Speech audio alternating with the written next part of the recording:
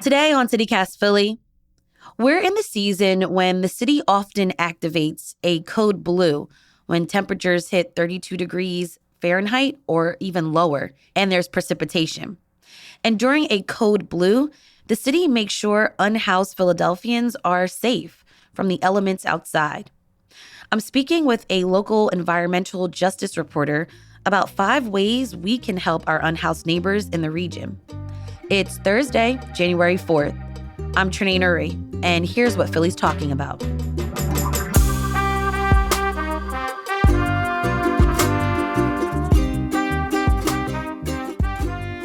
Sophia Schmidt, environmental justice reporter at WHYY. Welcome back to the show. Thanks for having me. The Philly region can get really cold during the fall and winter months, and we also experience heavy rains and flooding too. So, Sophia, how does climate change impact life for unhoused people in our region? Climate change is changing the physical conditions that people living outside are dealing with in a couple ways. So one way that I think a lot of us have noticed is that, winters are trending warmer. They're getting more mild, but that doesn't mean that it's safe to be outside in the winter. We still see cold-related deaths every year in the Philly area. So winter is still dangerous. Some other impacts are that, summers are getting warmer, particularly summer nights are warming. So your body, if you're sleeping outside, has less of a chance to recover from the heat of the day.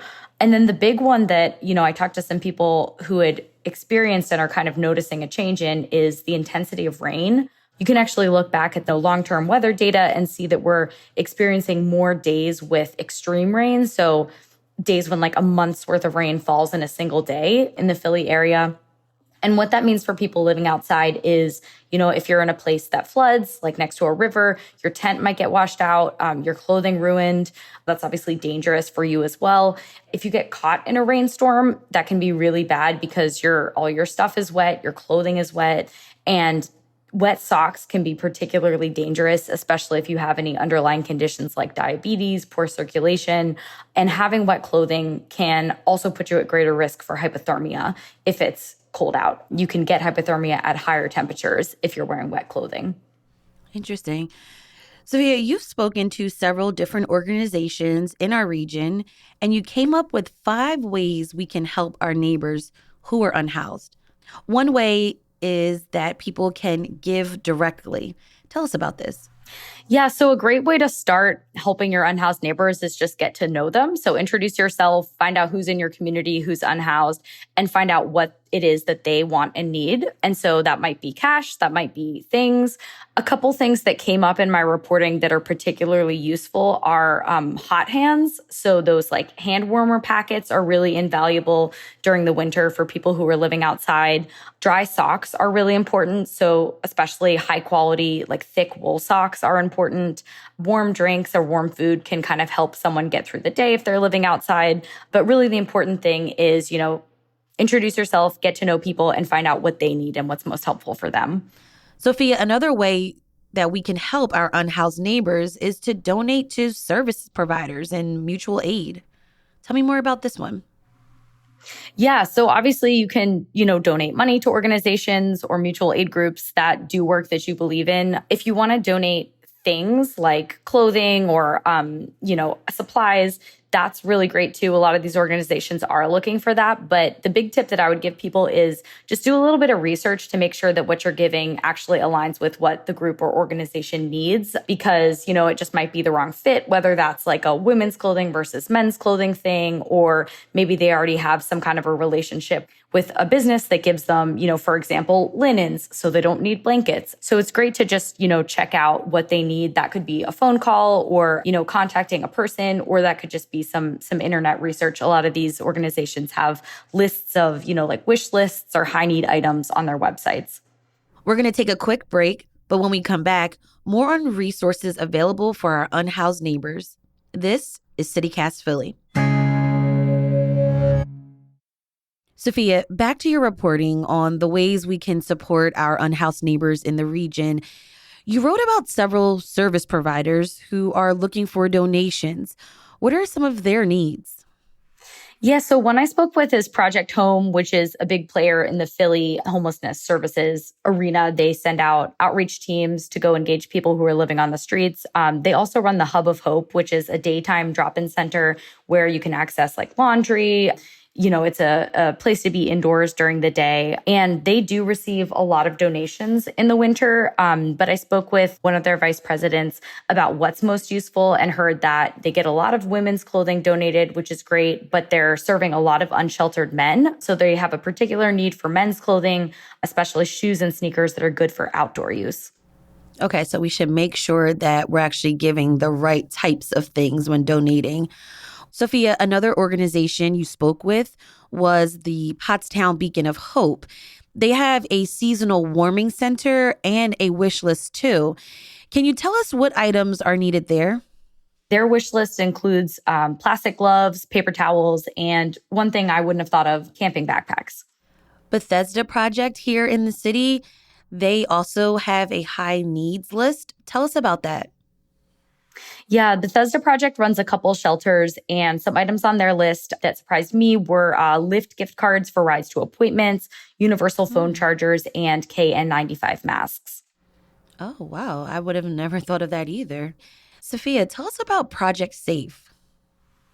Yeah, Project Safe's a mutual aid group. They are based in Kensington and they focus on harm reduction for women and queer people. This winter, they have worked with some other mutual aid groups to collect warm items. So they're collecting a lot of coats, leggings, hoodies, sweaters, sweatpants, socks, like I mentioned before, and even heaters.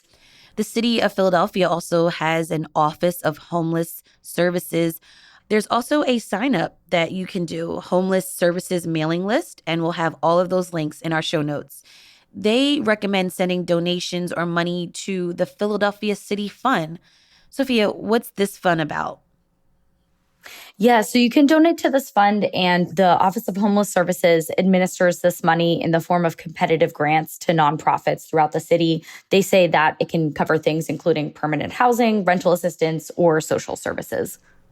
Another way on your list is that we can also offer to call a hotline or refer someone to an intake center. How should folks handle this?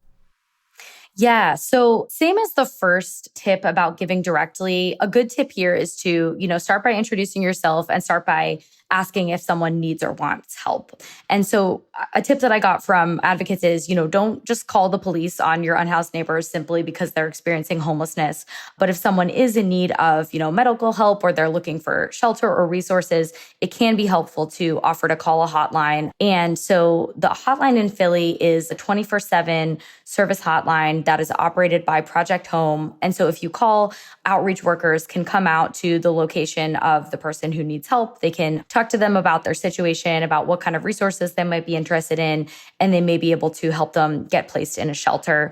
You can also help someone learn about city-funded intake centers. So there's a number of different centers that you can, visit in person throughout the city to learn about your options for resources or, go through the shelter intake process. Those also have phone numbers. And so for all of this, again, it's just, you want to be asking what help people actually are interested in. And, if someone doesn't have access to a cell phone, that's where you can really come in. And, if you have a phone on you, you can make that call for them. Volunteering can also be another way to help. What kinds of tasks and responsibilities do volunteers take on?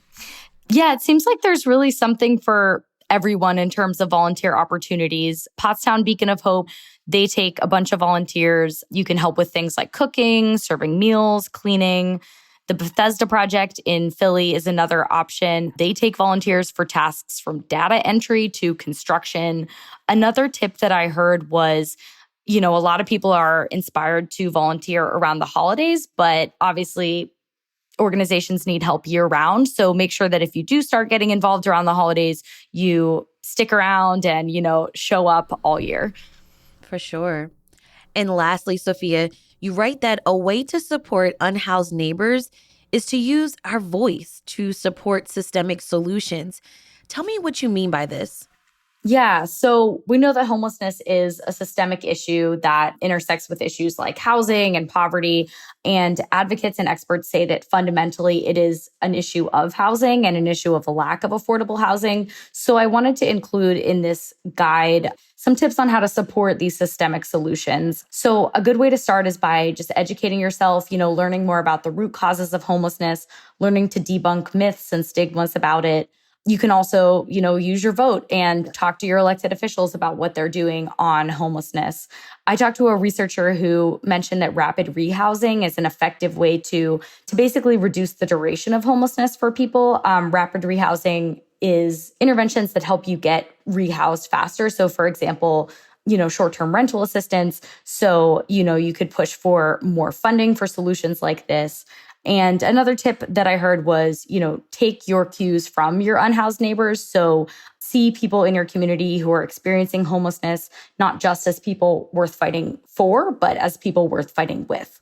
All right, that was Sophia Schmidt, environmental justice reporter at WHYY. Sophia, thanks so much for all of these tips and for joining me on CityCast Philly. Thank you so much, Trinae. Check out Sophia's full story in our show notes, along with a list of resources mentioned in this episode.